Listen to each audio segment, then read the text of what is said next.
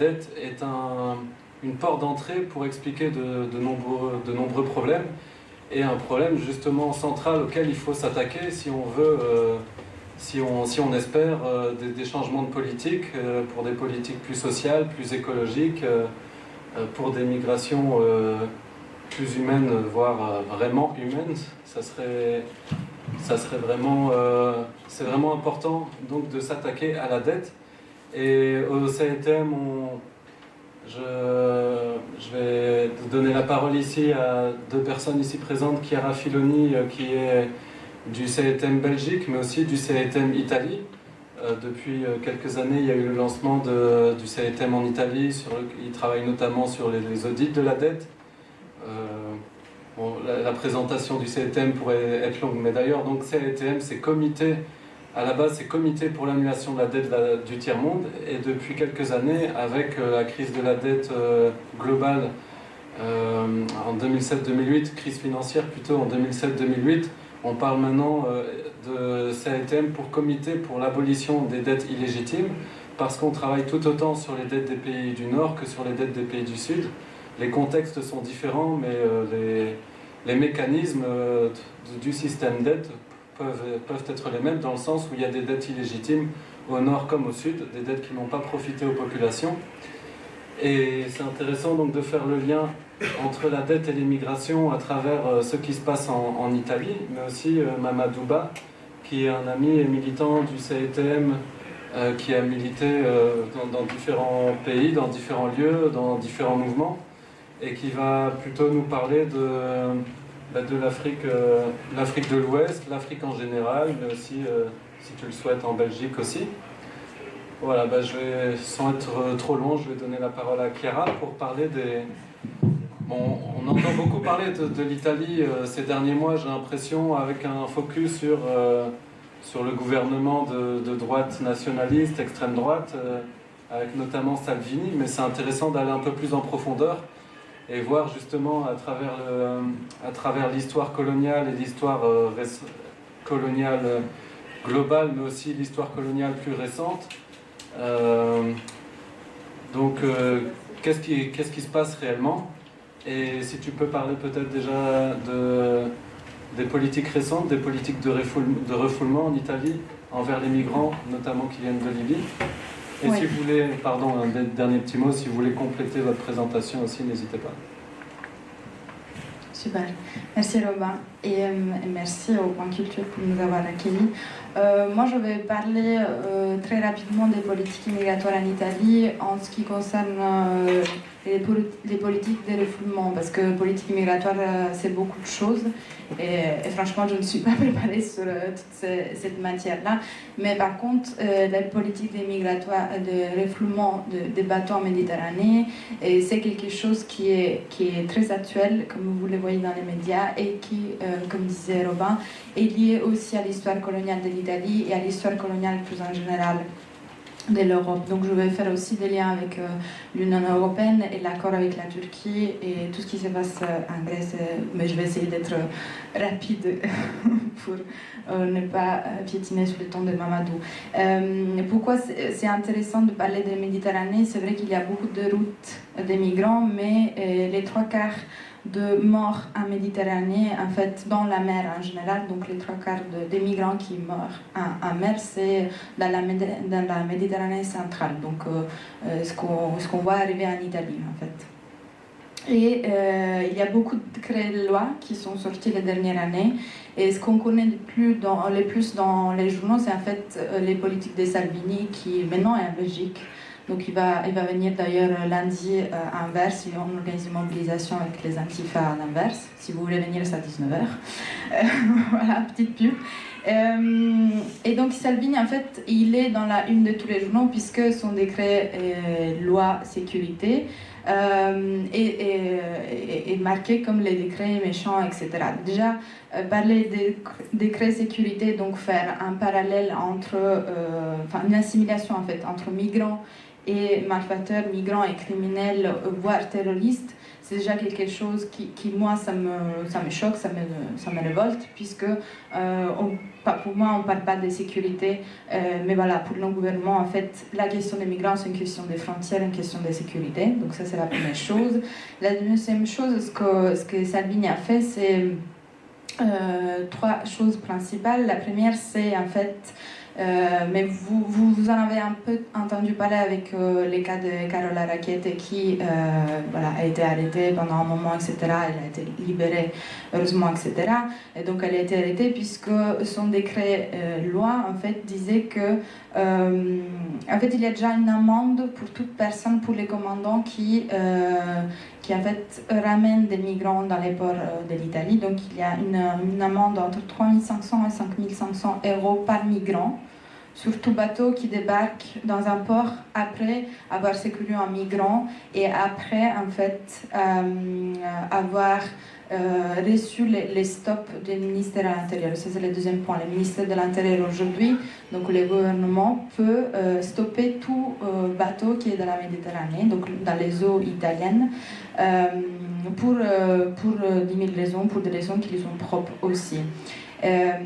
Et donc ça, c'est la deuxième mesure. La troisième mesure, c'est la baisse des financements pour l'accueil des migrants. Et donc avant, on avait 35 euros par migrant, maintenant on a 21 euros. Et 2 millions de fonds pour les rapatriements. Donc c'est des fonds qui sont mis en œuvre pour répatrier tout migrant. En fait, ces décrets-là montrent bien que Salvini n'est pas seulement les mal absolus, il est le résultat de politiques qui sont menées depuis des années et que je vais expliquer tout de suite.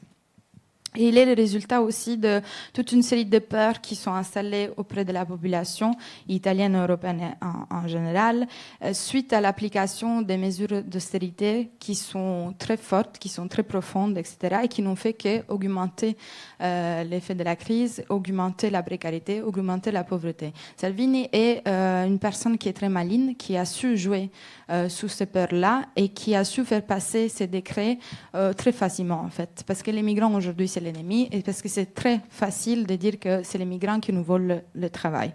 Mais ce que je veux dire par là, c'est que en fait, la voie avait été déjà bien menée par les gouvernements de centre-gauche auparavant.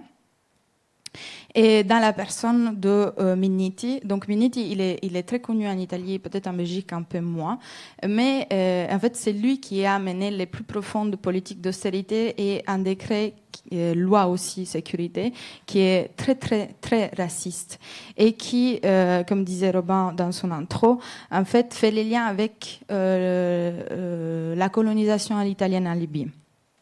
Je vais brièvement vous expliquer. Minniti, en 2017, sous prétexte de créer des couloirs humanitaires, etc., a créé 100 nouveaux centres de rapatriement. Donc, tout ce qu'on avait auparavant, donc c'était des centres d'attente, etc., ont été remplacés par des centres de rapatriement. Il a supprimé toute une série de droits que les migrants avaient. Par exemple, dans les procès devant les juges, par exemple, aujourd'hui, il y a plus, les migrants ne peuvent plus faire recours auprès de la cour d'appel si leur demande d'asile est refusée. Les migrants ne peuvent plus, par exemple, avoir une audience devant les juges, puisque c'est aboli, alors que c'était l'audience qui leur permettait en fait d'avoir un colloque avec les juges. Il a introduit un travail volontaire gratuit pour les migrants. Tout cela dans l'objectif, comme je pense vous l'avez déjà compris, d'accélérer les expulsions et aussi de en fait considérer ces personnes qui arrivent non pas comme un fardeau, non pas comme des êtres humains. Et en fait, tout ce truc-là, en fait, n'a fait que faire diminuer de manière radicale, en fait, les arrivées en Italie et donc en Europe des migrants. On compte qu'entre 2016 et 2018, il y a eu une réduction importante. Je n'ai pas fait les calculs, mais c'était 181 000 personnes en 2016 et en 2018, on a vu 23 000. Donc c'est une réduction de je pense, 1 sur 10, quoi.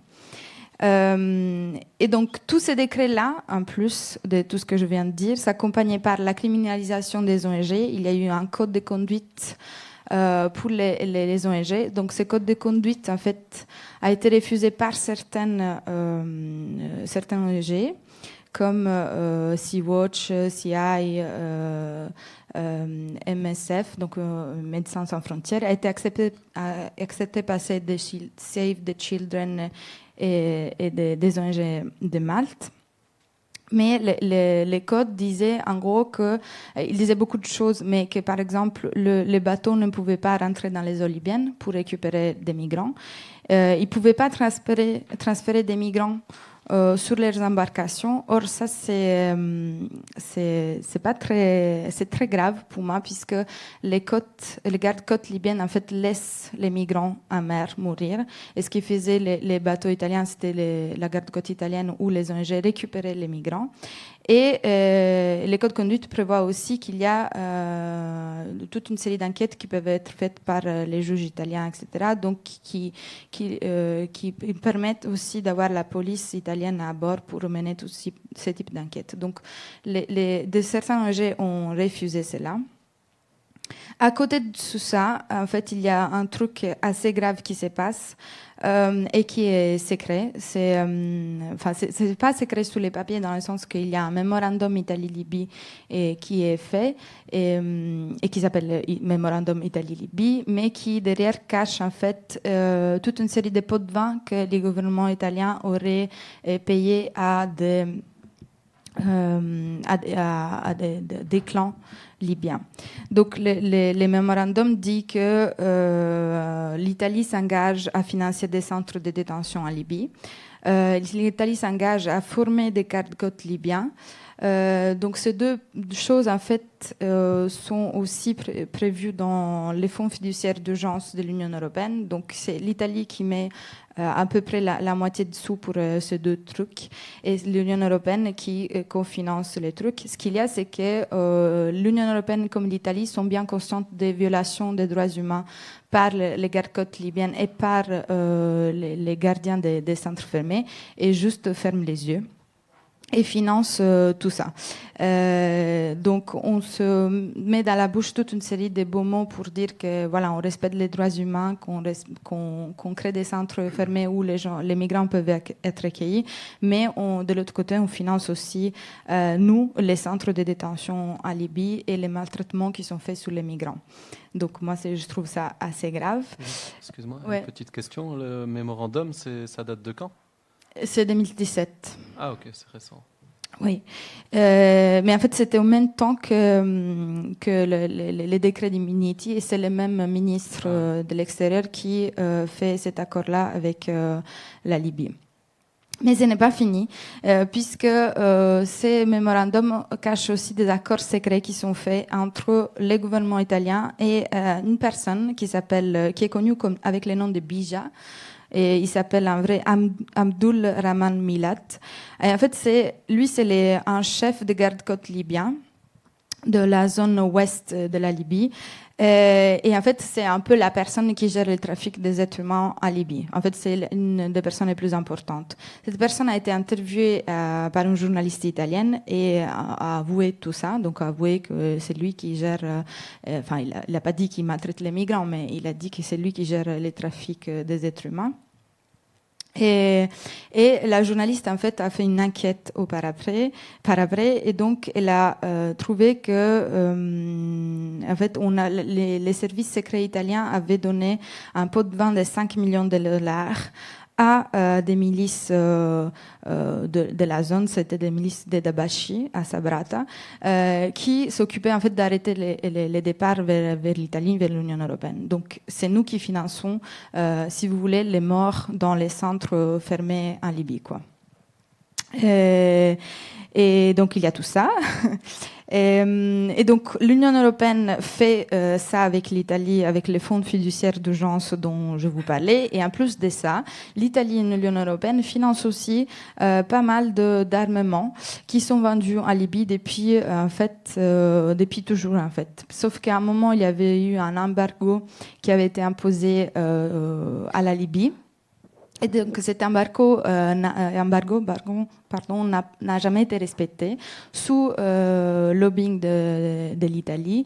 Et en fait, il y a tous les États, en premier lieu l'Italie, mais aussi les Qatar, j'ai perdu les fils, mais les Qatar et d'autres pays européens qui vendent plein, dont l'Union européenne, qui vendent plein d'armements à la Libye. Donc on finance aussi la guerre en Libye, en plus de tout ce que je viens de dire. Et donc pour finir, la situation est loin d'être réglée puisque sur l'autre front, donc front Turquie, etc., il y a eu, je pense que vous le connaissez, l'accord scandaleux entre l'Union européenne et la Turquie en 2016. Bon, j'ai lu un peu du journal ces jours-ci et en fait j'ai découvert que cet accord n'a jamais été respecté. Donc c'était un accord qui prévoyait que l'Union européenne offre c'était combien 6 milliards de dollars à la Turquie et en échange la Turquie en fait elle acceptait aussi un migrant pour chaque migrant qui venait de Grèce et qui s'installait en Turquie. Donc ça, c'était l'accord. Donc un migrant en Turquie, un migrant en Union européenne, mais pas plus que ça, puisque l'Union européenne ne veut pas accepter tous les maux du monde. Et donc cet accord-là, en fait, n'a pas été vraiment respecté, puisque voilà, juste ils se sont pas mis d'accord. L'Union européenne des 6 millions a donné que 6 milliards, pardon, a donné que 3 milliards.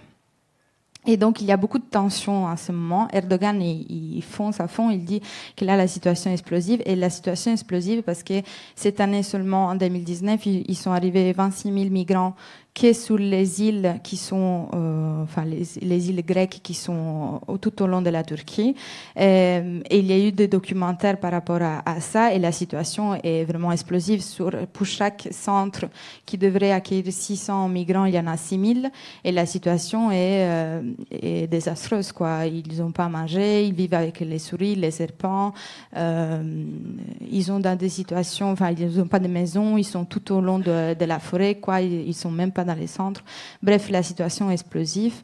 Et Erdogan, là, il dit qu'en fait, il ne va plus respecter cet accord-là et qu'il va envoyer des migrants en Union européenne. Et donc là, on verra de belles, je pense.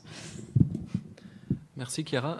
Justement, sur la Libye, entre la Libye et l'Italie, il y a eu un accord, plutôt un traité d'amitié, je ne sais plus l'intitulé exact, mais qui est assez scandaleux par rapport aux questions de réparation vis-à-vis de la colonisation et de l'esclavage. Est-ce que tu peux nous en parler et en quoi il est lié avec les politiques migratoires de l'Union européenne et de l'Italie ? Oui, donc ça c'était un accord qui a eu en 2008 entre le gouvernement de Berlusconi et le gouvernement de Kadhafi. Et donc, c'était, dans la propagande du gouvernement italien, c'était la mesure qui allait annuler la dette coloniale de la Libye, puisque l'Italie, en fait, a eu une colonisation qui est très peu connue par les Italiens, en fait. Une colonisation très, très forte en Libye entre les années 20 et 1943, quand la guerre a terminé.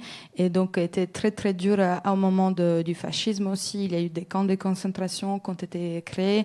Il y a eu des fusillades, il y a eu des viols, il y a eu bref, tout ce qui va avec, une violation des traités, l'utilisation de tous les traités internationaux, l'utilisation des armes chimiques et tout ce qui va avec. Bref, c'était une vraie colonisation.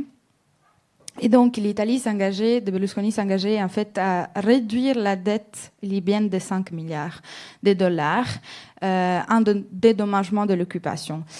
Sauf que ce n'était pas un vrai dédommagement, dans le sens que ce n'était pas une vraie annulation, puisque c'était plutôt un échange. C'est-à-dire, les entreprises italiennes allaient investir 5 milliards de dollars en infrastructure, et donc c'était tout ce qui est autoroute, signalisation ferroviaire et tout ça, en Libye. Donc chez nous, la France fait beaucoup ça. Ça s'appelle les contrats de développement et désendettement. C'est ça. Et donc l'Italie fait la même chose, mais sous un autre nom.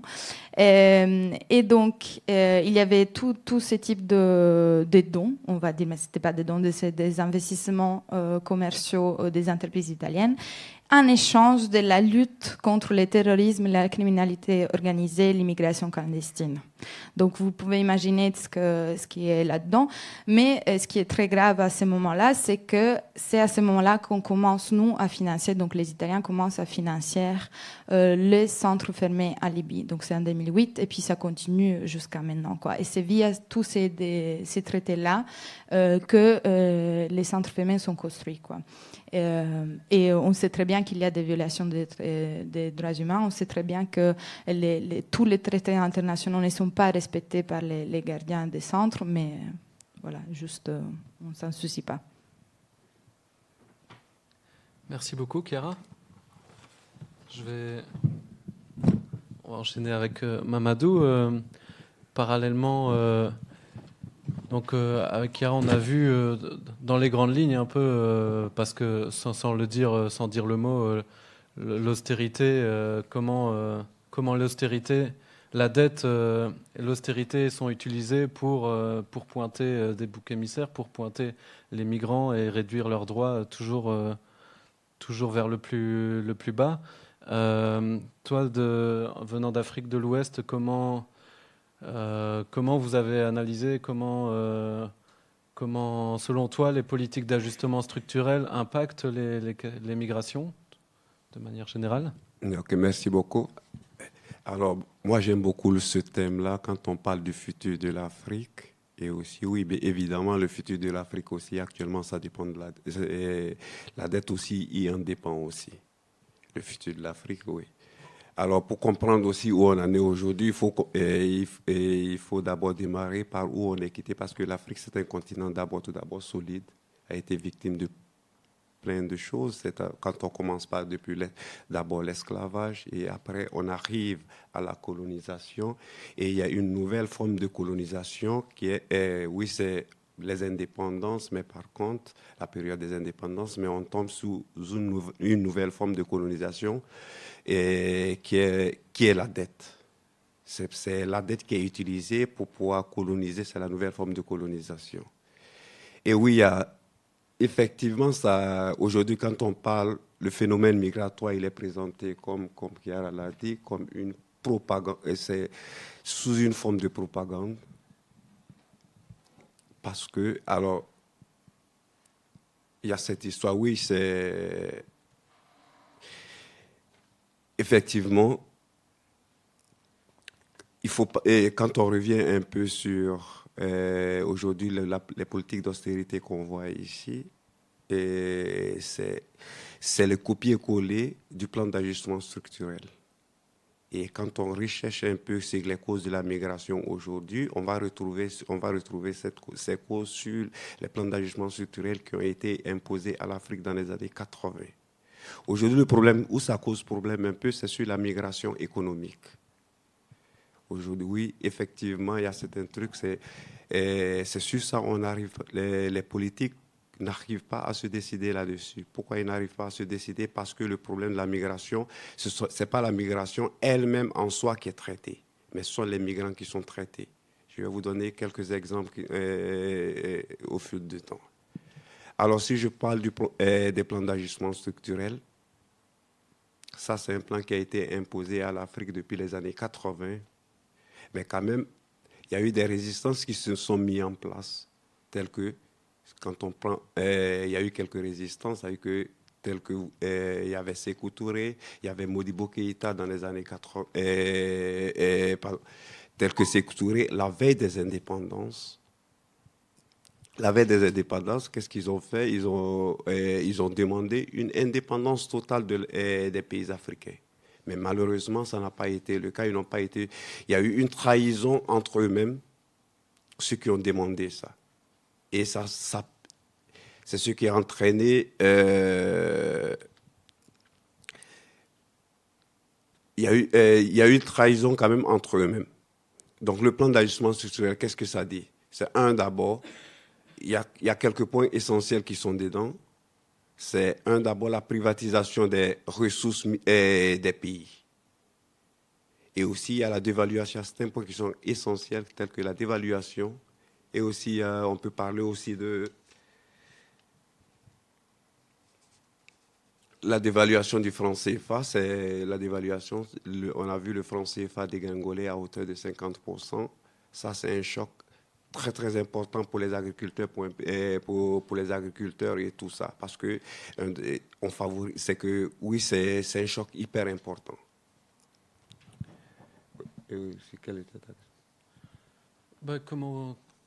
Comment vous avez ressenti, quelle est ton analyse justement sur les politiques d'ajustement structurel qui se sont déployées pendant des années, jusqu'au début des années 2000, et puis avec à chaque fois de nouvelles formes, de nouveaux noms, de nouvelles expressions, comme l'initiative PPTE également, mais à chaque fois toujours les mêmes politiques pour au fait des politiques pour les pays créanciers, pour les pays du Nord, pour le Club de Paris, les créanciers qui imposent leurs conditions aux pays du Sud, mais aussi plus spécifiquement en Afrique et en Afrique de l'Ouest. Après, si tu préfères parler aussi ensuite, tu es venu en Grèce, tu es passé de la Guinée vers la Grèce, et ça m'intéresse de savoir aussi, tu nous as déjà parlé plusieurs fois au CETM avec des militants, etc. Comment tu as senti les politiques d'austérité de plus en plus agressives au fur et à mesure des années en Grèce, à partir de 2009, je pense. Et puis, comment les politiques de droite principalement, mais aussi même gauche réformiste, utilisaient le discours sur la dette pour être de plus en plus agressif envers les migrants, les personnes racisées. OK. Alors, pour faire un petit retour sur la Grèce, d'abord, ce qu'il faut savoir, c'est à la base, c'est un pays la Grèce, c'est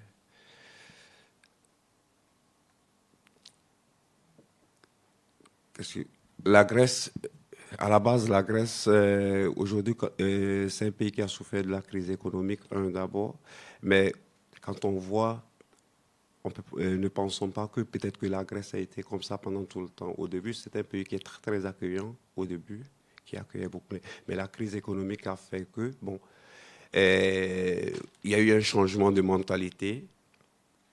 Et qu'est-ce qui s'est passé maintenant?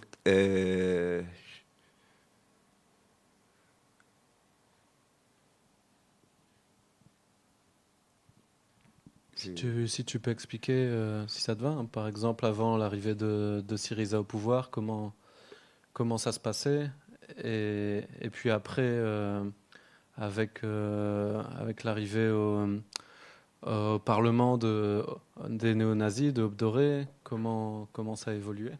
Oui, c'est juste pour dire que bon, peut-être que c'est ce qui a participé à la montée d'Obdoré, c'est un peu la crise économique la crise de la dette en Grèce qui a renforcé Obdoré, c'est-à-dire, ça veut dire que quelque part, quand il y a eu la crise économique, il n'y avait plus encore de plan social pour les Grecs eux-mêmes. Et qu'est-ce qu'il y a eu? Un système qui s'est organisé, mis en place par l'extrême droite, qui avait presque un plan plus social que les partis au pouvoir, c'est-à-dire, ça veut dire que quelque part, avec un système de distribution de vivres qui a été mis en place, c'était une méthode de rachat des voix des citoyens, parce que du moment que le gouvernement qui était sur place, qui n'arrivait pas à mettre en place quelque part quelque chose, une politique sociale pour les citoyens, sans parler des migrants et tout ça. Et donc, du coup, qu'est-ce qui se passe maintenant? L'extrême droite a repris le flambeau. Qu'est-ce qu'ils ont fait? Ils ont mis en place des politiques sociales où ils faisaient des distributions des vivres aux citoyens grecs. Mais c'était hyper conditionné, c'est-à-dire, ça veut dire que celui qui devait pour avoir accès à ces vivres, il fallait présenter une carte d'identité. Et donc, du coup, quelque part, donc voilà, ils ont pallié à un manquement. Et donc, c'est dommage que ça se passe comme ça. Et c'est comme ça, c'est ça qui a ramené, ce sont ces types de pratiques qui ont ramené l'extrême droite dans le Parlement grec. C'est ça qui a ramené ça. Ouais. Et la vie à Athènes a été un peu bouleversée avec ce climat. Oui, c'est du moment que l'Aube dorée rentre au Parlement grec. Ah oui, effectivement, ça veut dire que quelque part, il y a eu plein de trucs qui se sont formés, des groupes, des bandes. C'était une attaque directe aux migrants et tout ça. Et directement, oui, bien sûr. C'était une attaque frontale et les migrants ne savaient plus sortir et beaucoup de choses, quoi. Oui. Et ensuite, tu es venu en Belgique en 2013, je pense. Et là aussi, quelle réflexion tu peux avoir sur les politiques d'austérité? Tu participes pas mal au mouvement pour les migrants, et quelle réflexion tu as sur l'évolution de ces 6 dernières années? Bon, au fait, en termes d'évolution, l'évolution, on évolue négativement, ça évolue. Bon, parce qu'aujourd'hui, comme j'avais mentionné dès le début, on est dans un système de désinformation pour intoxiquer l'opinion publique. C'est ce système qui est là. Alors, quelque part, oui, alors, relativement, la politique et les migrants qui sont demandeurs d'asile, aujourd'hui, il y a peu de personnes qui arrivent à obtenir le droit d'asile en Belgique ici, mais par contre, il y a il y a d'autres qui sont là, qu'on dit, qui sont traités de migrants économiques, mais quelque part, la bonne information qui n'est pas donnée. Si je parle de désinformation pour intoxiquer l'opinion publique, je m'explique. Alors, je prends l'exemple des 400 Soudanais qui étaient au parc Maximilien ici. Alors, quelque part, c'est une désinformation. Parce que, oui, il y a une vraie information qui était là. Parce que tous ces migrants qui étaient au parc Maximilien, ces Soudanais et autres, ils sont tous passés par par l'Italie ou soit par la Grèce pour venir en Belgique ici. Mais pris par le piège du Schengen, de la loi Schengen, parce que Schengen, c'est quoi? Ça veut dire que tu dois introduire ta demande d'asile dans le pays d'entrée d'Europe. Et donc, du coup, qu'est-ce qui se passe? Ils sont passés par là-bas et finalement, ils ont trouvé que oui, dans ces pays, ils ne pouvaient pas demander l'asile là-bas, puisqu'ils sont rentrés par là-bas. Ils sont venus en Belgique ici pour demander l'asile. Mais maintenant, alors, la propagande, qu'est-ce qui se passe maintenant? Oui, l'État belge les demande d'introduire en uniforme, leur demande d'asile. Mais par contre, matériellement, ce n'est pas possible parce qu'une fois qu'ils introduisent une demande d'asile ici, ils ont été fichés déjà, enregistrés déjà en Italie ou en Grèce, donc directement, ils seront refoulés vers la Grèce. Mais donc voilà, mais ces personnes aujourd'hui, oui, il y avait quelque chose à faire pour pouvoir, face à cette situation quelque part. Alors c'était juste les mouvements sociaux belges, qu'est-ce qu'ils ont demandé à l'État belge de faire? C'est de la suspension, un moratoire pour ces 400 personnes sur la loi Dublin, pour que ces personnes puissent introduire une demande d'asile ici. Mais finalement, ça n'a pas été. Finalement, ça a été refusé. Ce moratoire a été refusé. Mais donc voilà, c'est dit que oui, vous pouvez demander l'asile ici, mais alors que matériellement parlant, ces personnes ne peuvent pas demander l'asile en Belgique ici. Et donc voilà, c'est un peu, ce n'est pas présenter les trucs tels qu'ils sont, les choses telles qu'elles sont, quoi. Merci. Ouais. Et politiquement, justement, par rapport aux résistances et aux mouvements qui s'organisent pour les droits des migrants, quelles sont les alternatives qui se construisent actuellement? Oui, les alternatives, aujourd'hui, il y a plusieurs trucs qui se mettent en place. C'est-à-dire, d'abord, il y a pas mal d'occupations qui se mettent en place à Bruxelles, ici, dans toute la Belgique aussi, et aussi soutenues par pas mal d'organisations. L'idée de ce truc, c'est quoi? C'est dit que, alors, il y a une loi qui existe depuis 80 sur la migration, qui est cette loi maintenant, alors quelque part, elle ne tient plus compte du type d'immigration dont nous vivons aujourd'hui. Et donc, du coup, qu'est-ce qui se passe maintenant? Tu peux expliquer cette loi? Ouais, c'est la loi de 80 sur... c'est une loi qui c'est la loi de 80, c'est elle qui organise sur tout ce qui est le séjour, l'accès au territoire, le séjour et tout ça, et l'éloignement aussi, quoi. Et cette loi, elle n'est plus adaptée au type, c'est une loi qui existe depuis fort longtemps et donc et depuis les années 80, du coup, elle n'est plus adaptée au type d'immigration. Aujourd'hui, les organisations, qu'est-ce qu'ils demandent aujourd'hui? C'est une seule chose, ce n'est plus, alors quelque part, c'est essayer de dissocier le, le chargé de l'office, pardon, de dissocier le secrétaire d'État à la migration et choses, comment dirais-je, et l'office étranger, c'est-à-dire de mettre en place une commission indépendante qui va permettre aussi et qui va rédiger des critères clairs et permanents pour poursuivre sur la régularisation. Et donc pourquoi? Parce que s'il y a des critères clairs et permanents, ça veut dire que quelque part, on pallie à ce truc des personnes qui n'ont pas de titre de séjour. Parce que chaque année et chaque jour, des personnes rentreront dans des critères. Parce que les critères, ça peut être d'abord attache durable, ça peut être aussi quelque part 5 ans pour avoir vécu en Belgique pendant 5 ans et tout ça. Il y a plein de trucs qui se mettent en place et tout ça en train de pousser les politiques à mettre en place cette commission indépendante aussi. Voilà. Ok, merci beaucoup. Et Chiara, vis-à-vis de l'Italie, est-ce que tu peux nous parler aussi des mouvements qui s'organisent, des alternatives qui se mettent en place? Oui, il y a beaucoup de choses qui se font, moi je dirais, au niveau de la société civile pour contrer tous les degrés que je mentionnais tout à l'heure. Il y a beaucoup de recours qui ont été faits, etc., pour l'instant, qui n'ont pas abouti. Et sinon, pour les militants en Italie, c'est très clair que c'est la politique de centre-gauche qui a amené à la situation dans laquelle on est, c'est-à-dire une situation de précarité économique qui est très poussée et qui, par ailleurs, pousse aussi les Italiens à partir un peu partout en Europe et ailleurs. Et que voilà, c'est ce sentiment de peur, de précarité, etc., qui a causé la montée de l'extrême droite, et aussi la non-réponse de certaines parties de la gauche par rapport à toutes ces problématiques-là. Donc il y a beaucoup de mobilisations qui sont faites. Il n'y a pas de coordination nationale en tant que telle, mais contre ces décrets dont je parle, il y a vraiment beaucoup de mobilisations qui ont été organisées. Et sinon, si tu veux, je peux compléter sur le plan d'ajustement. Ah, vas-y, si tu as un commentaire aussi. Non, c'était pour compléter le lien, parce que je pense que c'était pas hyper clair dans ce qu'on a dit. Nous, ce qu'on voulait amener avec Robin dans cette discussion, c'était justement comment ça se fait qu'en fait, il y a...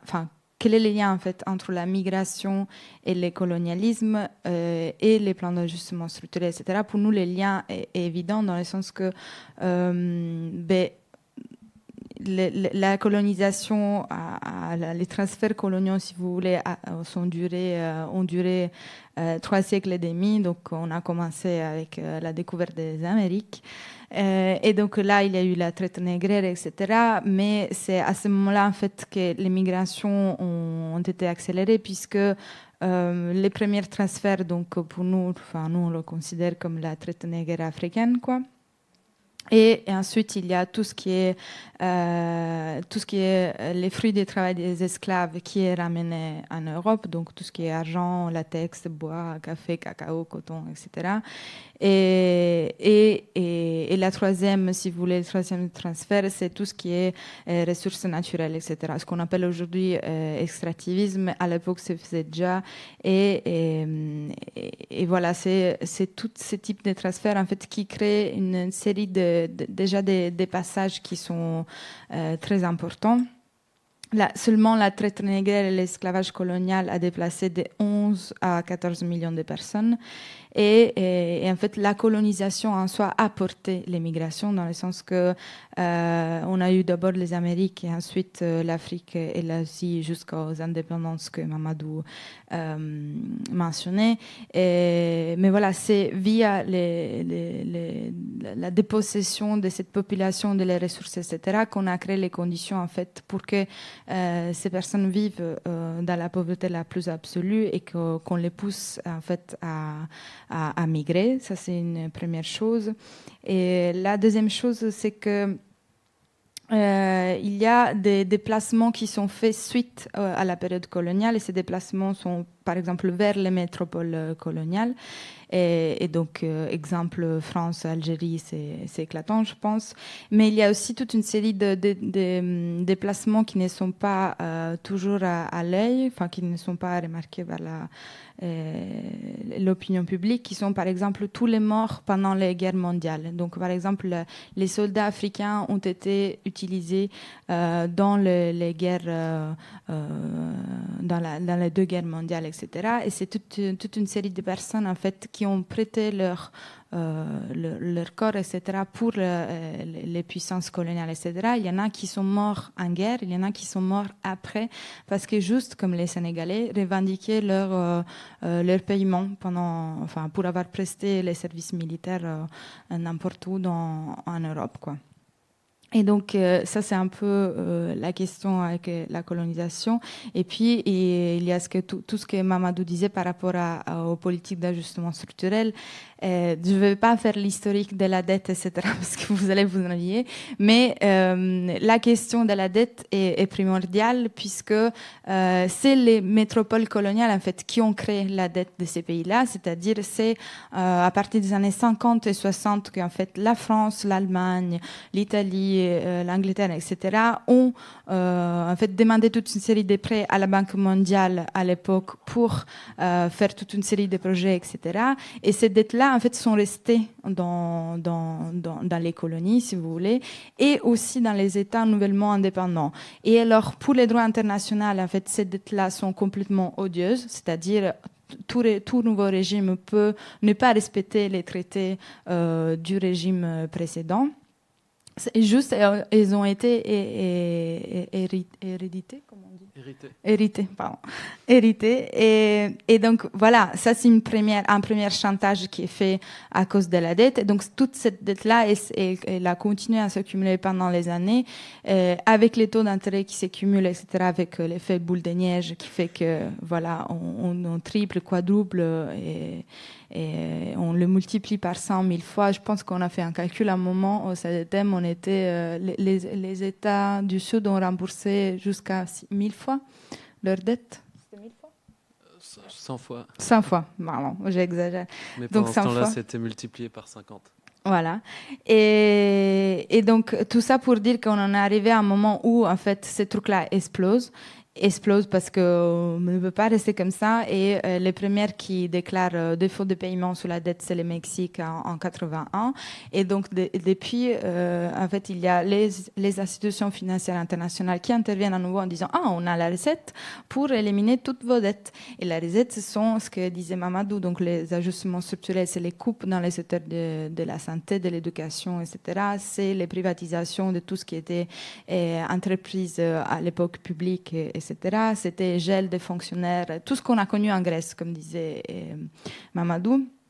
On l'avait déjà connu dans les années 80 en Afrique et aussi dans certains pays de l'Amérique latine. Donc, généralisation de la TVA, dévaluation de la monnaie pour permettre à ces pays-là, en fait, de faire plus d'exportations, puisque les exportations étaient essentielles pour que les PIB augmentent, pour qu'ils puissent se développer économiquement, etc. Donc, tout ça a fait qu'en fait, la dette ne diminue pas, mais au contraire, s'accumule. Et ensuite, ils sont arrivés les PPT, donc les plans pour la réduction de la dette, de la pauvreté, etc. Et donc, c'est à nouveau toute une série de mesures d'austérité, etc., qui ont allégé de manière esthétique, parfois de manière moins esthétique, comme dans les cas de la RDC, etc., la dette des soi-disant pays du tiers-monde, nous on appelle aujourd'hui les Sud global. Mais on continue tout le temps avec les mêmes recettes qui créent de nouvelles dettes. Et donc, c'est pour ça qu'au CDTM, on revendique l'annulation de cette dette-là, puisqu'on estime en fait que c'est des dettes qu'on était payées 100 fois déjà, et que juste c'est des dettes qui ne viennent pas de dépenses légitimes en fait. À l'époque, avec la dette odieuse de l'époque coloniale, c'était des gros éléphants blancs, etc., où c'était juste la dette qui était payée, enfin la dette personnelle de Mobutu comme d'autres dictateurs. Aujourd'hui, c'est d'autres éléphants blancs, d'autres grands projets comme ça peut être Ninga 1, 2, 3 au Congo. Juste, nous, on prétend qu'il y a un audit de la dette pour que toutes ces dépenses-là soient mises au clair, soient bien calculées et qu'on paye juste ce qu'on doit payer et pas 100 fois les intérêts que ces États sont en train de payer. Et donc tout ça pour dire que toute cette situation-là de pauvreté, etc., en Europe cause la montée de l'extrême droite, etc., dans les pays du Sud cause l'émigration, quoi. Ce qu'on appelle de manière... Enfin, moi, j'aime pas ces expressions, j'aime pas diviser les migrants entre migrants économiques, etc. C'est leur définition à eux, cause ce qu'on appelle l'immigration économique, quoi. Et donc, c'est pour ça que nous, on fait le lien. On pense que c'est important de faire ces liens-là, puisque la majorité des gens qui se déplacent, en fait, se déplacent pour ces raisons-là. Et donc, c'est à la base qu'on doit mener la bataille. On doit dire, ces trucs-là, en fait, ça ne va pas du tout. Il faut arrêter avec les mesures d'austérité. Il faut arrêter d'épier ces États-là. Et voilà.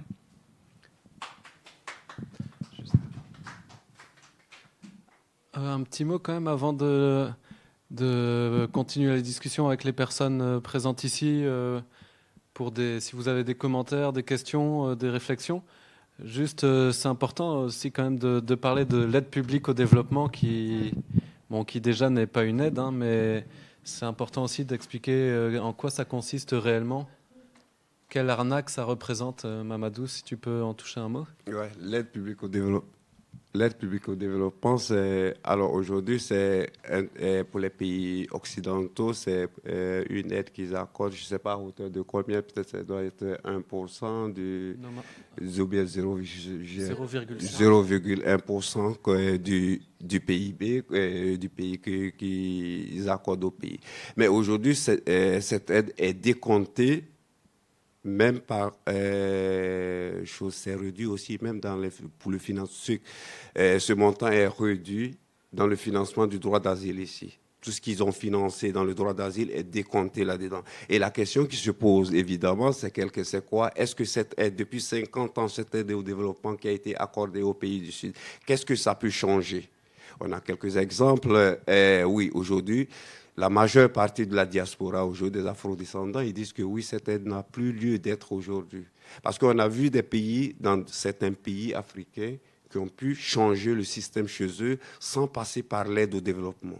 C'est aujourd'hui, je vous donne un exemple tel que le Botswana aujourd'hui.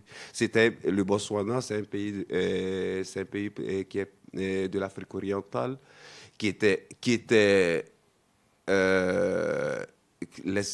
dans le top 5 des pays les plus pauvres de l'Afrique. Mais qu'est-ce qui s'est passé alors dans les années 80? Le Botswana, c'est le deuxième producteur mondial de diamants.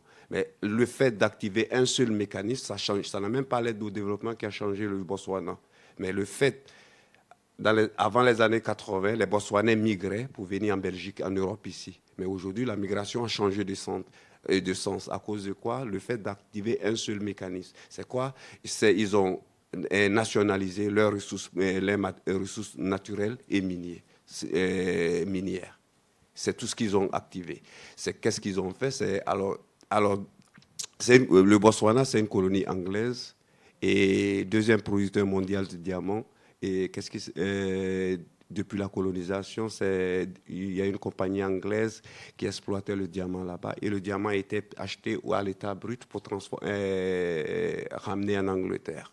Il y a eu, à partir des années 80, 90, le président qui est venu, il a décidé de suspendre le contrat qui existait entre les deux pays et d'abord renégocier le contrat. Il dit soit maintenant je vous pose mes conditions et maintenant soit vous êtes d'accord ou bien je lance un appel d'offres. Et c'est ce seul mécanisme finalement. Qu'est-ce qui s'est passé maintenant? Le Botswana et De Beers, ils ont accepté les conditions du président et du nouveau chef d'État, oui bien sûr. Et après ça, maintenant le diamant botswanais aujourd'hui n'est plus transporté à l'état brut en Angleterre, mais maintenant, ils ont construit une usine de transformation de diamants. Aujourd'hui, c'est devenu une plaque tournante du diamant aujourd'hui. Même il y a eu une délocalisation de Beers pour le Botswana. Il y a pas mal d'articles qui parlent de ça et tout. Donc, c'est un seul mécanisme qui a été activé. Donc, oui, l'importance, est-ce que l'aide au développement, qu'est-ce que ça peut changer en Afrique? C'est la question qui se pose aujourd'hui. D'abord, c'est humiliant. Et deuxièmement, c'est infantilisant. Et tout ça, ça n'apporte rien encore. Rien absolument. Donc, voilà. L'idée, c'est toute la question qui se pose aujourd'hui sur l'aide au développement en Afrique. Merci. On va peut-être... si vous voulez bien garder pour la fin des ajouts que vous voulez faire, comme ça, comme il est déjà 15h10, pour les personnes qui veulent faire des commentaires, des questions, des réflexions.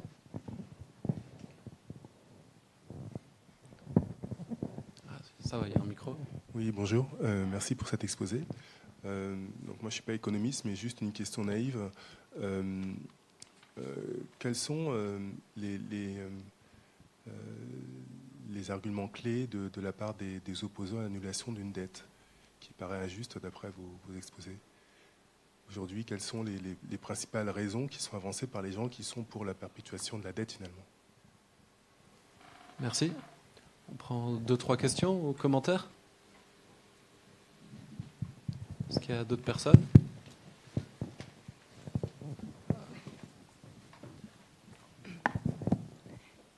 Merci pour vos exposés qui étaient super intéressants. Où moi-même j'ai appris plein de choses et je fais partie aussi du comité pour l'abolition des dettes illégitimes. Mais voilà, c'était une belle occasion de vous écouter. Moi, je voulais juste donner encore, compléter un peu ce que vous avez dit, simplement pour donner une perspective complémentaire, je vais dire, pas différente parce qu'elle suit en fait tout ce que vous avez dit. Mais je pense que la dette, au-delà du fait d'être un moyen de soumission, et aussi au-delà du fait que c'est un rapport de pouvoir entre un pays et un autre, elle pose aussi la question de la souveraineté d'un pays et de sa capacité à décider de ses propres choix. Et donc le fait de rembourser une dette envers des créanciers, ça implique qu'on est obligé de se soumettre à ce que les créanciers nous imposent de faire. Et donc parfois ces créanciers, c'est d'autres pays, mais c'est aussi des institutions financières internationales. Et du coup, je pense que c'est pour cette raison aussi, et pour toutes les autres raisons qui ont été évoquées dans l'exposé, que les montées d'extrême droite sont très fortes. C'est-à-dire que j'ai le sentiment que les personnes, en tout cas dans les pays du sud de l'Europe et en particulier en Italie et en Grèce, qui sont, et aussi en Espagne, qui sont soumis à une très forte, à de très fortes mesures d'austérité et à une très forte humiliation aussi de la part de leurs créanciers, mais aussi de la part de leur propre État qui les rabaisse en permanence, viennent pallier à ce problème ou essayent de trouver une solution à ce problème en s'inventant une force collective. Et cette force collective, les mouvements d'extrême droite et les mouvements fascistes viennent la porter, mais à travers une illusion, parce que c'est jamais évidemment vrai et c'est jamais... mais c'est une sorte de propagande qu'ils amènent qui pousse à dire, voilà, nous, on veut un État national fort, on veut que vous soyez une collectivité forte, on ne va pas se laisser faire, on va contrer toutes ces mesures d'austérité qu'on nous impose et on va régler tous nos problèmes parce qu'on va s'unifier. Et alors, du coup, ça veut dire on va exclure tous les autres, quoi. Et donc, ça veut dire... la montée du racisme, la montée... Et c'est ce qui pousse, je pense, à finalement avoir des crises dans ces pays, des crises d'accueil, en fait. Parce qu'en Grèce, donc Mamadou l'a un peu décrit, mais il y a une très, très grave crise d'accueil où les centres de rétention sont surpeuplés, mais 4 fois plus que ce qu'on peut, que ce qu'on peut accueillir. Et puis, là où les migrants trouvent un refuge dans certaines occupations où ils sont accueillis par des activistes locaux, mais même par simplement des gens qui sont humains, quoi, se voient réprimés par la police et tout. Et donc, j'ai l'impression que là aussi, on retrouve un des mécanismes de la dette, c'est ce pouvoir qu'elle a d'humilier collectivement une population. Au-delà de toute la paupérisation qu'elle provoque, de l'injustice et de l'illégitimité. Et alors, simplement juste un petit mot, mais je suis sûre que les intervenants vont dire des choses plus complètes que moi, mais par rapport aux personnes qui disent qu'une dette doit être remboursée, en un mot, moi je pense que c'est très simple. Quand on prend un emprunt à la banque pour acheter une maison, on ne le prend pas parce qu'on est content de payer des intérêts à la banque, on le prend parce qu'on n'a pas le choix. Et que quelque part, on n'a pas le choix dans le sens où parfois, simplement, on ne peut pas se loger et l'accès à un crédit, c'est le seul moyen, par exemple. Du coup, ça ne veut pas dire que la banque, elle ne profite pas de nous et qu'elle n'a pas envie qu'on la rembourse. Mais ça ne veut pas dire que c'est légitime non plus. Parce que les conditions d'octroi des prêts, c'est eux qui la décident. Les conditions d'accès au logement, c'est pas n'offrent pas toujours des possibilités alternatives, en fait. Parfois, ça coûte plus cher de louer toute sa vie une maison que de l'acheter, par exemple, où on n'a pas de sécurité. Et donc, quelque part, je veux dire, une banque va jamais vous dire non, je trouve ça illégitime que vous me remboursiez mon prêt. Oui. Oui. J'entends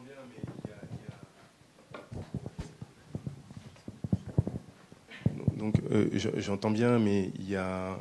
Enfin, à partir de quel moment on considère que... parce que vous dites, selon vos estimations, on parle de 100 fois la dette. Je pense qu'en faisant d'autres calculs, on pourrait estimer à ce montant-là, en fait, un facteur beaucoup plus élevé, bon, d'une part. Et puis, d'autre part, à partir de l'usure, en fait... des conditions usurières, c'est des conditions qui ne sont pas normales, au-delà même du principe de gagner de l'argent en prêtant de l'argent aux gens. Donc voilà, donc voilà. Voilà, c'est ça. Quelle est finalement la portion d'illégitimité dans le remboursement de ces dettes-là, quoi. Puisque tout le monde s'accorde à dire quand même que le remboursement est quand même très excessif par rapport à ce que ces pays-là doivent réellement, si tant est qu'ils doivent vraiment quelque chose.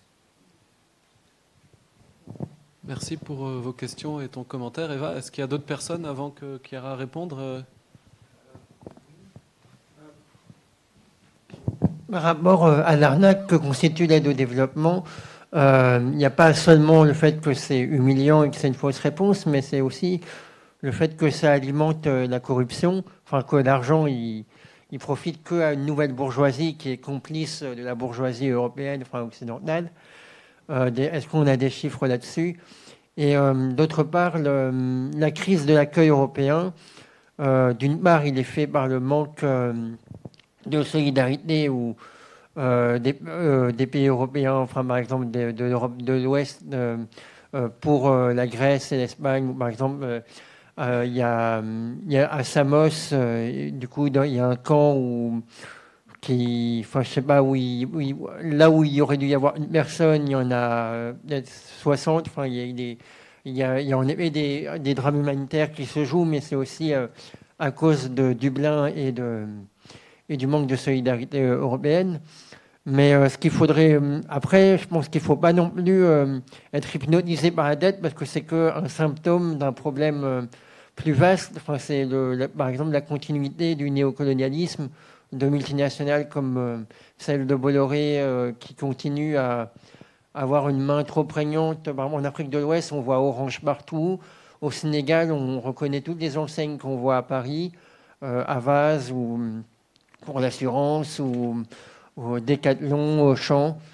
Et donc, je pense que c'est tout un discours anticolonial aussi qui est à reprendre et à faire porter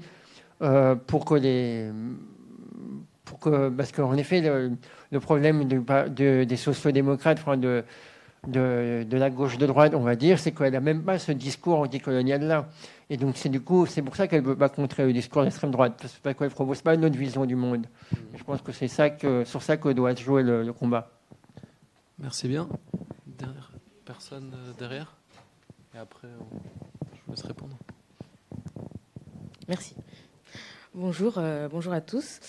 J'avais juste une petite question. Vous étiez revenu sur l'exemple du Botswana pour parler de leur indépendance économique, et je voulais savoir si vous aviez d'autres exemples en tête, sachant que j'ai l'impression qu'économiquement parlant, les pays qui ont été colonisés par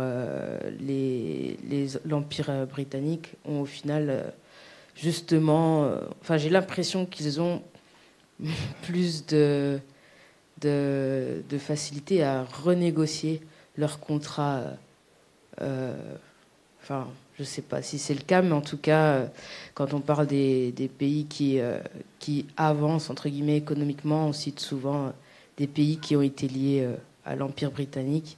Et je me demandais ce que vous en pensiez, ou, enfin voilà, si vous avez d'autres exemples, et ce que vous pensez des pays qui ont été liés à l'Empire francophone. Je vais dire francophone pour pas faire de différence, trop de différence, qu'il y a une différence entre la Belgique et la France, mais on va dire francophone. Voilà. Merci beaucoup. Alors, on a déjà des questions bien ambitieuses. Je vais répondre sur la question. Et en fait, il y a des choses qui se recoupent et ça montre qu'il y a des liens dans tout ce qu'on dit. Je vais répondre à la question de monsieur parce qu'elle est quand même intéressante. On a coupé pas mal dans l'explication, c'est-à-dire qu'on a parlé des ajustements structurels, mais on n'a pas parlé de tout ce qui vient après et qui est quand même très important et donc qui est lié à votre question de comment est-ce que les créanciers ou les institutions financières internationales présentent les projets d'allègement de dette. Et donc, dans les années 80, il y a eu tout ce qu'on appelle les PAS, les programmes d'ajustement structurel, qui étaient tout ce qui est coupe, privatisation, etc. À un moment, ils se sont aussi dit, tiens, ça marche pas vraiment. Tout ce qu'on a fait, il faudrait quand même, vu l'énormité de la dette, etc., qu'on fasse effectivement des allègements là-dedans. Et les premiers trucs qu'ils ont inventés, ils s'appelaient PPT, donc Initiative Pays Pauvres Très Endettés. Bon, déjà, l'appellation, enfin, on n'aime pas, mais c'est pas grave, ça date de 1996.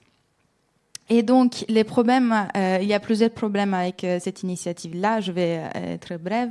Les premières, c'est que déjà, ça concerne que 42 pays. Donc, c'est 11% de la population des pays dits en voie de développement. Mais les problèmes, surtout avec cette procédé-là, c'est que, en fait, pour qu'un pays soit candidat à rentrer dans l'initiative, il fallait en fait qu'il y ait 3 ans de mesures d'ajustement structurel. Donc, les procédés, c'est que un pays est candidat pour les PPT, donc il rentre dans la liste, etc. La Banque mondiale et le FMI, qui sont les deux institutions financières internationales principales qui font leurs prêts, etc., et qui étaient à l'initiative de ce projet-là, disent, OK, pour entrer dans les projets d'allègement de la dette, il faut suivre les 3 ans des recettes néolibérales, etc. Et ça montre aussi un peu l'aveuglement de tous les systèmes économiques économique, dans le sens que, bien que c'était clair qu'en fait, il y avait quelque chose qui n'allait pas dans leur procédé, ils continuent quand même à dire non, mais c'est ça la bonne recette, etc., puisque c'est les économistes qui l'ont dit, etc. Donc, au bout de 3 ans, en fait, on rentre dans une phase qui s'appelle point de décision. Et dans les points de décision, en fait, tu as une partie de l'allègement de la dette qui est une partie minime, quoi, en fonction du pays, etc. Une fois qu'on est là, il faut aussi continuer à appliquer les mêmes mesures, puisque c'est un peu ce qui, pour les institutions financières internationales, est la recette pour les développements économiques, etc. Et à ce moment-là, si l'FMI et la Banque mondiale disent « OK, votre dette est soutenable », mais ça, c'est une définition aussi aux institutions financières internationales, à ce moment-là, en fait, on peut vous alléger encore plus la dette. Sauf que ce qui se passe, c'est que déjà, c'est des paramètres qui sont des paramètres économiques et qui ont à voir qu'avec, on va dire, des données économiques, etc. Donc, le PIB qui a monté de je ne sais pas quel pourcentage, etc. Mais qui ne prend pas en compte toute une série de choses qui sont liées, effectivement, au social, etc. Ça, c'est une première chose. La deuxième chose qu'ils font, c'est déclarer une dette soutenable. En fait, ne veut pas dire que les pays va bien, va dire juste que les institutions financières internationales peuvent encore prêter parce qu'ils savent que les pays peuvent rembourser derrière. Donc, en fait, pour un créancier, pour une banque, comme disait Eva, le but, ce n'est pas de guérir les malades, si vous voulez, mais de faire en sorte qu'il puisse aller plus ou moins bien, pour qu'il puisse se reprêter à nouveau, quoi. Et ce n'est pas dit, évidemment, dans ce qu'ils font, mais une banque raisonne comme ça, quoi. C'est leur truc. Donc, une fois qu'ils sont au point de décision et que le FMI et la Banque mondiale ont dit « OK, vous êtes soutenable, c'est-à-dire votre dette est soutenable, maintenant, on peut vous alléger votre dette encore plus pour qu'on puisse vous reprêter à nouveau et pour que votre économie puisse aller bien dans un futur, etc. » Mais on voit très bien la logique qui est derrière, qui n'est pas de dire, OK, moi, mon souci, c'est effectivement que la population aille bien, etc., qu'il y a un niveau de bien-être élevé qui n'est pas mesurable avec les PIB, mais que les prêts sont remboursés, quoi. C'est leur logique et c'est une logique de banque, quoi, à laquelle nous, on s'oppose. Et donc, à nouveau, ces trucs-là de PPT, à un moment, ils ont dit, mais en fait, ça marche pas vraiment, quoi. Ils ont créé une autre initiative qui s'appelle l'initiative d'allègement de la dette multilatérale, qui, en fait, annonçait un pompe qu'il allait avoir une annulation de 100% de la dette de tous les pays du tiers-monde, etc. Puisqu'avec l'ancienne initiative, en fait, pas toutes les dettes avaient été annulées, etc. Donc, il y a eu des cas d'annulation des dettes importantes, comme les cas de la RDC, etc.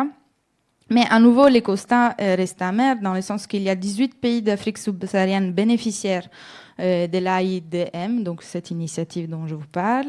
Et la dette globalement, donc je lis sous mes notes, a été réduite de 64,4% en moyenne, au lieu de 100% qui était prévu. Donc les constats que je faisais tout à l'heure de dire, OK, on allège la dette pour que les pays aillent un peu mieux, pour qu'ils puissent encore une fois rembourser, vaut aussi dans ces cas-là. Donc ça, c'est un peu leur logique, de dire, OK, on reconnaît qu'on a fait des erreurs, mais en fait, les prémices de chaque rapport des institutions financières internationales, c'est ne pas dire, OK, faisons, par exemple, une enquête sur quelles mesures économiques peuvent être bien pour ces pays-là. Les prémices de chaque rapport, c'est de dire, OK, ça, c'est les mesures à prendre, donc privatisation, etc., etc. Avec ces mesures-là, vous allez aller mieux, quoi. Et c'est un peu, si vous voulez, l'aveuglement du néolibéralisme, parce que je pense qu'on tourne autour du tout le temps, mais c'est un peu ça, c'est leur idéologie à eux, et ils l'ont jamais changé. Et donc, ça se répète aussi en Europe, et on le voit très bien aujourd'hui. Pour répondre brièvement aux autres questions,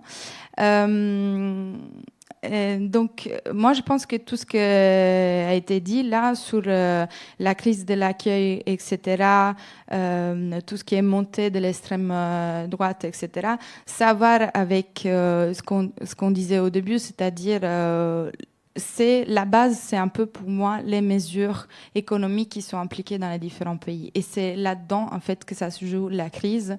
Et c'est là-dedans qu'il y a eu, avec la République de Weimar, la montée du fascisme. Et c'est aujourd'hui qu'on voit la montée de l'extrême droite. Et ils savent très bien jouer, beaucoup plus que l'extrême gauche ou la gauche, sur ces trucs-là. Et je voulais dire un truc que je pense qui est important par rapport à l'aide au développement qui n'a pas encore été dit. C'est la portion. En fait, déjà, les États, ils sont au niveau global, donc au niveau de l'ONU, ils ont promis comment on dit, de donner 0,7% de leur PIB à l'APD, chose qui déjà n'est pas faite. Parce qu'ils donnent à peu près en moyenne 0,1% de leur PIB. Ça, c'est une première chose. La deuxième chose, c'est qu'une bonne partie de cet argent-là, en fait, va contrôler les flux migratoires, va contrôler la politique d'accueil des migrants, quoi. Et c'est ça qui est très frappant aussi, de dire, OK, non seulement cet argent, il part pas vers les pays du Sud, entre guillemets, il reste ici et il est utilisé pour fermer les migrants. Et donc, ou alors pour les accueillir, mais dans des conditions inhumaines, quoi. Et donc, c'est ça qui est très frappant et c'est ça qui n'est jamais dit. Ce n'est pas de l'aide au développement, c'est de l'aide pour fermer les frontières, quoi. Et une partie, hein, il n'y a pas tout, mais une partie. Et sinon, pour revenir sur les trucs, la condition aux îles en Grèce, il existe un documentaire que j'ai vu hier sur Facebook où il y a une journaliste française et un député de la France Insoumise, dont je ne me rappelle plus le nom, je vais retrouver, qui sont rentrés dans un centre dans une île grecque, je crois que c'était Samos. Et c'est pour ça que je vous racontais tantôt qu'ils vivent avec les serpents, les souris, etc. Et donc, les rapports, c'est ce que la journaliste disait, de 6 ans. Donc, chaque centre peut accueillir maximum de 600 personnes. Et aujourd'hui, il y en a 6000 par centre, quoi. Et donc, c'est là que la situation est pas tenable, quoi. Et sinon, non, j'ai pas de chiffres sur comment on finance la corruption.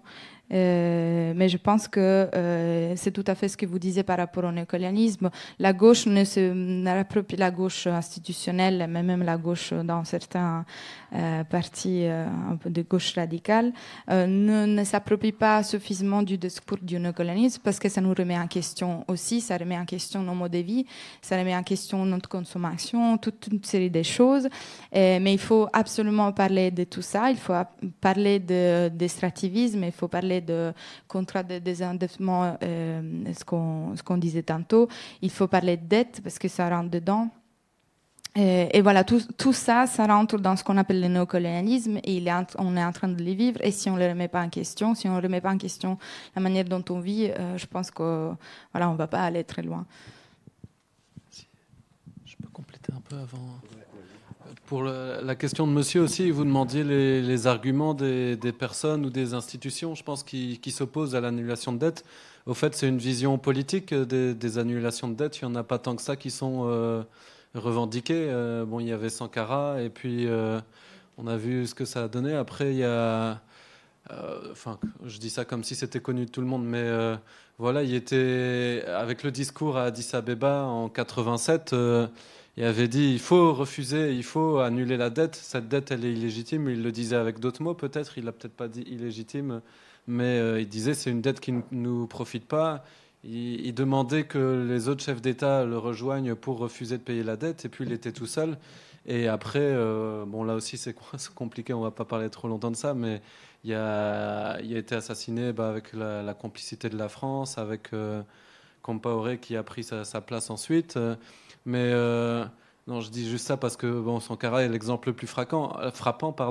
Après, au CETM, on a participé à un audit de la dette en Équateur, mais ce qu'on trouve très important de dire aussi, c'est que on ne peut pas se reposer sur l'attente qui est des hommes ou des femmes politiques qui un jour décident on va annuler la dette.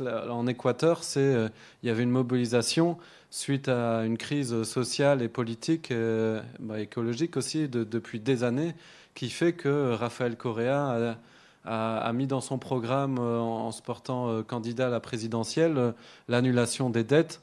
Et on parle des dettes publiques. Après, je suis totalement d'accord avec vous que là, quand on parle du remboursement fois 100, on parle de dette publique, au fait, en utilisant les chiffres et les éléments de langage des institutions. Mais c'est clair qu'on pourrait parler d'un remboursement fois XXX par rapport aux dettes écologiques, aux dettes sociales, au passé, aux responsabilités qui devraient être reconnues.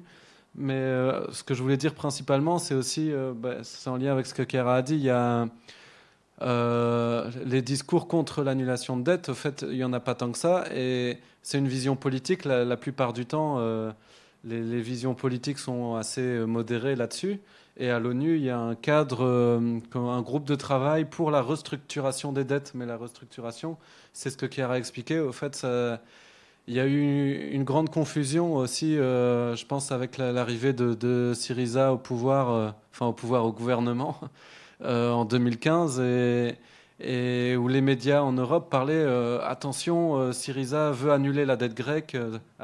Il y avait aussi déjà toute une propagande sur la dette grecque, comme si c'était de la faute des Grecs, et puis c'est tout. Alors que ça, c'est extrêmement faux. Le CETM a passé pas mal de temps et de documents à démonter ça. Mais donc, pas mal de propagande en Europe sur une annulation de la dette grecque, alors que Syriza ne parlait même pas d'annulation. Tsipras ne parlait même pas d'annulation, ce qu'il aurait pu faire. Hein. Il y a eu un audit de la dette grecque qui a montré que quasiment l'entièreté de la dette grecque était illégale, odieuse, illégitime et insoutenable.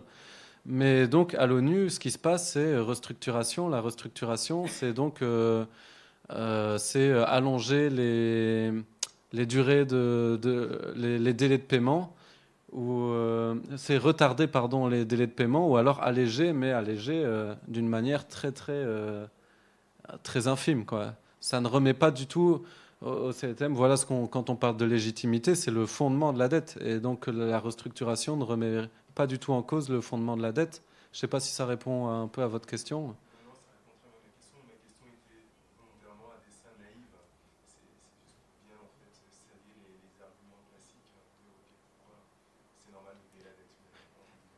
Ouais, et pardon si j'étais un peu long, c'est aussi que... Mais un mot à dire aussi, c'est autant pour la Grèce que pour la crise des années 80, des crises de la dette globale des années 80.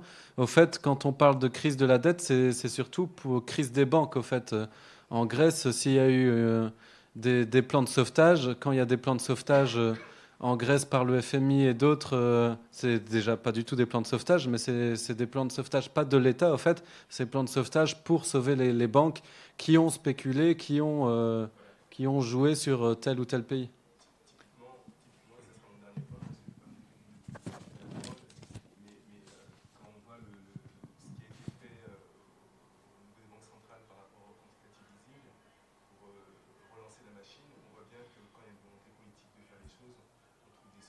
Ah oui.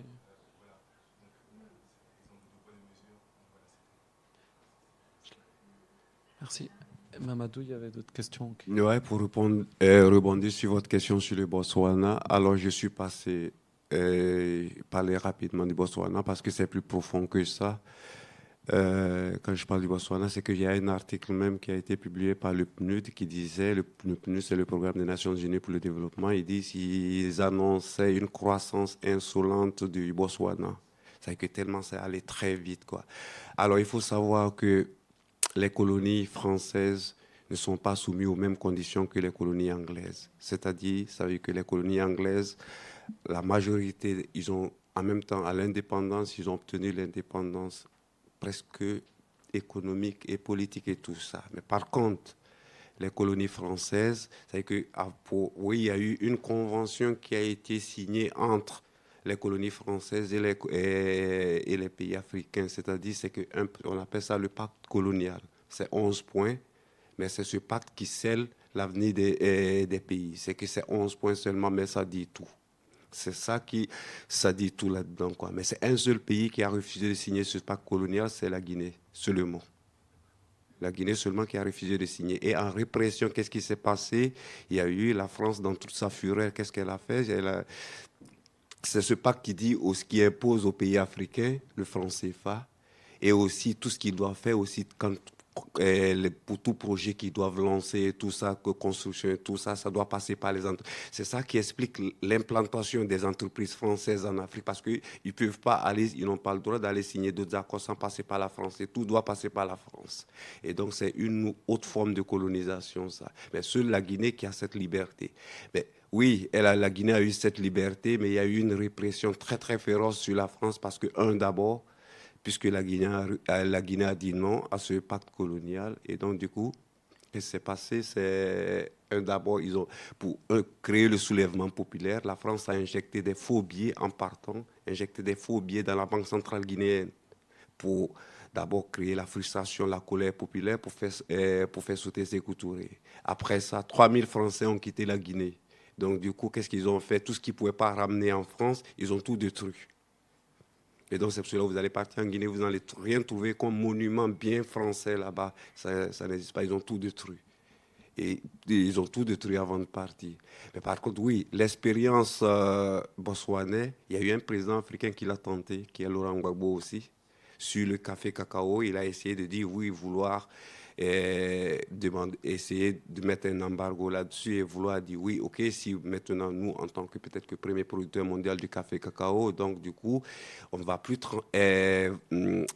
accepter que nos cacao soient exportés à l'état brut parce que, d'abord, les emplois qu'on crée, ça se crée ici et le cacao aussi n'a plus de valeur, n'a pas de valeur, presque pas de valeur et tout ça. Donc du coup, oui, là, il s'est directement attaqué aux intérêts français et on sait comment ça s'est soldé la finalité de tout ça.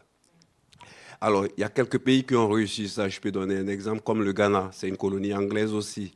Aujourd'hui, le Ghana est le seul pays qui a pu faire son budget annuel sans l'accord de l'ONU, du FMI. C'est le seul pays qui a pu faire ça. Vous avez l'Angola aussi, c'est une autre colonie aussi, qui est anglaise aussi. Oui, c'est genre un truc, ça a réussi, mais alors le pacte colonial fait que ces pays, les colonies francophones, c'est vraiment tous ceux qui ont tenté se sont retrouvés dans des difficultés très, très coincées. Parce que donc maintenant, comment il faut sauter ça? C'est d'abord, oui, c'est une rupture radicale. C'est toute une organisation qu'il faut mettre en place pour une rupture radicale avec ce pacte, quoi. Donc, oui, jusqu'à présent, c'est ce pacte qui est en vigueur dans pas mal de pays et tout ça, quoi.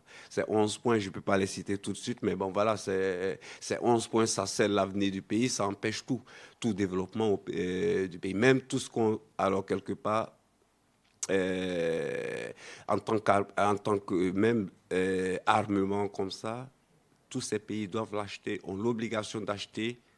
Et ils n'ont pas le droit de signer un contrat avec un autre pays, c'est acheter les trucs d'armement français et tout ça. Et donc, quelque part, bon, voilà, je ne sais pas si ça répond un peu à votre question, mais bon, voilà, oui, cette expérience, ça marchait dans les autres pays et dans les colonies anglaises, mais ça n'a pas d'abord fonctionné dans les colonies françaises. Est-ce qu'il y a d'autres questions, des commentaires, des réflexions?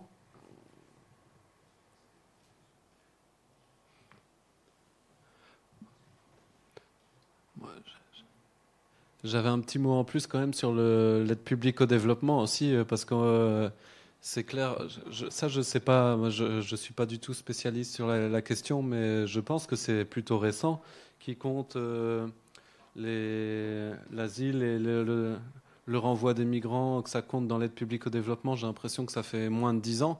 Mais si on parle de ce en quoi consiste l'aide publique au développement, on va dire classique, c'est aussi beaucoup de prêts conditionnés, donc de prêts qui vont servir au fait l'ancienne métropole, la plupart du temps, l'ancien pays colonisateur. Il y a très peu, quand on regarde dans le détail, très peu de projets qui vont servir réellement à la population sur place. Est-ce qu'il y a d'autres personnes qui veulent, ou bien on clôture? Chiara, Mamadou, est-ce que vous voulez faire un petit mot de conclusion? Chacune. Non, juste parce que c'est lié à la question de messieurs, j'ai oublié de dire. Dernièrement, en fait, il y a eu des conseils européens sur la question de comment est-ce qu'on réforme les traités de Dublin. Donc Mamadou l'a exposé à toutes les difficultés que, enfin, déjà le fait que ce traité est juste, voilà, pas normal.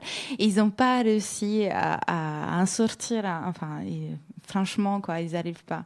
Et parce que il y avait l'opposition, enfin, parce qu'en fait, ce qui était discuté, c'est comment est-ce qu'on se répartit les quotas des migrants, et donc, il y a eu l'opposition de la France avec tous les discours de Macron, comme quoi, non, mais lui, la France-Afrique et tout. Et la France, l'Allemagne et le Luxembourg, je crois, les premières qui... Non, le Luxembourg était OK, mais la France et l'Allemagne sont opposés à qu'on revoie les traités de Dublin. Donc, tout ça pour dire que, voilà, c'est par les bas qu'il faut qu'on bouge, quoi, par tout ce que disait Mamadou, donc la mobilisation qui est faite ici en Belgique par... la plateforme citoyenne qui aide les migrants, etc. Les différentes mobilisations qui ont bien conscience les liens qu'on décrit aujourd'hui entre le système d'aide, les systèmes néocoloniaux et les migrations. Et je pense qu'on peut faire bouger les choses puisqu'on a tous les arguments pour les faire et que dans le passé, on a quand même eu des résultats plus ou moins bien, quoi, et que ça va être un travail de longue haleine, mais que ça vaut le coup de le faire, quoi. Bon, moi, pour clôturer, je dirais que, alors, il y a une logique du système capitaliste qui dit que oui, alors l'équilibre, pour retrouver l'équilibre mondial, il faut la domination des uns sur les autres. C'est ce qu'on retrouve entre l'Afrique et l'Europe exactement. Et ça. Alors j'ai écouté un économiste africain qui essayait de décortiquer un peu certains trucs. Il disait, d'abord, il parlait même aussi de l'aide au développement. Il disait, aujourd'hui, l'Afrique est un continent. On a besoin d'autre chose qui n'est pas l'aide au développement. Il dit c'est une seule, quelques trois trucs. L'Europe devait. Alors, si l'Europe pouvait nous aider sur ça, c'est quoi? D'abord, si la moitié de nos ressources minières et naturelles, si on arrivait, si ça se négociait de manière respectueuse, et aussi, si d'abord les entreprises européennes qui sont implantées en Afrique là-bas, s'ils payaient la moitié de leurs impôts, si aussi ils nous aidaient aussi à freiner, à réduire, parce que tous les chefs d'État qui pillent les pays africains, alors ils ne déposent jamais les sous dans les banques africaines, parce qu'ils savent que du jour au lendemain, alors ils peuvent sauter du jour au lendemain, donc ils viennent les placer dans des banques occidentaux. Si tout ça revenait en Afrique, alors oui, peut-être que c'est l'Afrique qui va accorder de l'aide au développement à l'Europe, quoi, mais pas, ça sera l'inverse, quoi. Ça sera l'inverse. Il dit ces trois positions, ces 3 points, peut-être que l'Europe devait aider. Oui, il y a moins de le faire. Il expliquait qu'il y a moins de le faire. Et c'était ces 3 points. Bon, voilà. Je conclue par là. Merci. Merci Mamadou. Merci Chiara. Merci à toi. Alors, un dernier petit mot. Oui.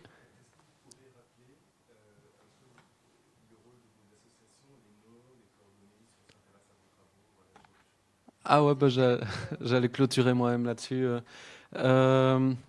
Oui, ben, aussi pour répondre un peu à monsieur, c'est clair que la dette n'explique pas tout, hein. Je pense qu'on n'a pas la vocation à être complet, et surtout sur les questions migratoires qui pour moi sont très, très complexes et compliquées. Mais je pense que c'était intéressant de montrer le lien entre les questions de dette et de migration. Et c'est clair qu'en 1h30, c'est très, très court. On pourrait aller beaucoup plus en profondeur. Ça pourrait durer des heures et des heures.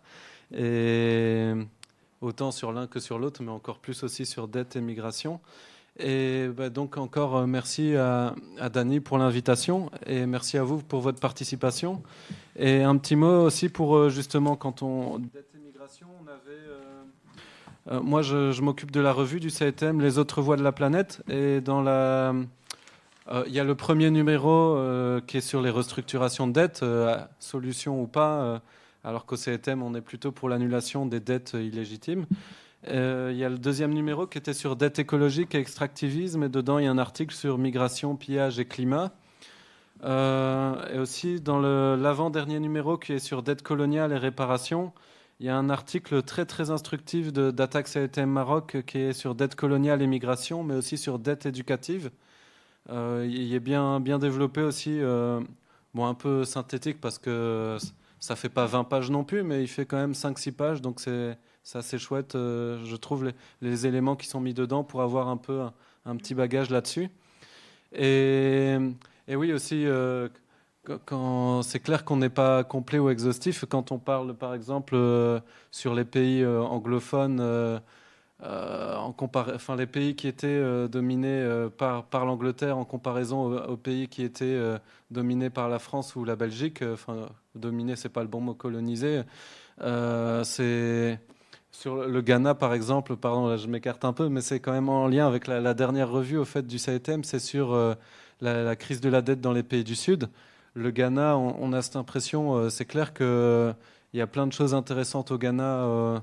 Par rapport aux résistances face au FMI, mais en même temps, il y a une crise de la dette qui couve dans beaucoup de pays, dont le Ghana. Enfin, c'est pas du tout le pays le plus impacté, hein, mais là aussi, c'est pour dire, il y a plein d'éléments qui entrent en compte. Et ça, c'est quelque chose de très important de chercher à réfléchir là-dessus, à médiatiser là-dessus, sur la crise de la dette qui a déjà commencé et qui, vu que depuis 2007-2008, rien ne s'est amélioré, au fait, au niveau finances, banques et dettes. C'est important d'être dans les différents collectifs, mouvements sociaux, d'être assez attentif à ça, je pense. Et un dernier petit mot aussi. Donc CATM, il y a un site internet avec des sites en français, anglais, espagnol, portugais, et pas mal d'articles et de publications. Et si les personnes ici vous êtes intéressées, on a un groupe de travail sur les dettes coloniales et réparations, sur lequel on peut explorer plein de pistes différentes, mais aussi sur dette et migration, qui sera pas le prochain, mais le numéro pour dans plus ou moins un an, le prochain dossier de la revue. Donc, si vous êtes intéressé, vous pouvez venir parler avec nous. Merci. Pardon.